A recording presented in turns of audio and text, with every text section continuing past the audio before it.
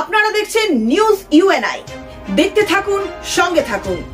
Semester result out হইছে এক্সামের প্রায় 20 দিন আগে, সেকেন্ড সেমিস্টার এক্সামের 20 দিন আগে। তো এখান থেকে 80% লোক হইছে। তো ফিরে যে সব বাইরে অ্যাবসেন্ট দিয়ে দিছে, 0-0 দিয়ে দিছে। এটা কি একটা কথা?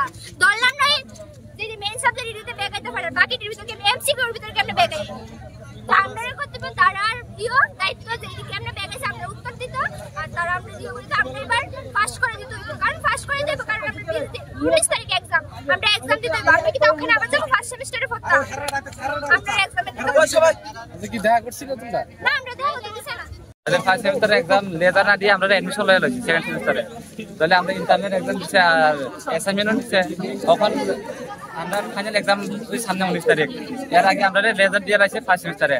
তখন অর্ধেক মানুষ ফেল, আর মানে ফেলই বেশি, পাস কম হই, ফেলই বেশি। তাহলে এটার জন্য আমরা মানে ব্যাক আয়োগ ঠিক আছে, ফেল করত কি রে কলেজ সিস্টেম ফেলের মানে কোনো কোয়েশ্চেন নাই, মানে ব্যাক আয়োগ ঠিক আছে, ফেল করত কি রে এটা আমরা কথা কইতে চাইছে, কটা কইতে দিছে না, ওই গাত তারা মানে রেসপন্স দিতেছে না। কার লগে কথা কইতেছিল? ইউনিভার্সিটিতে তো আছে এর লগে এমবিবি ইউনিভার্সিটি। হ্যাঁ।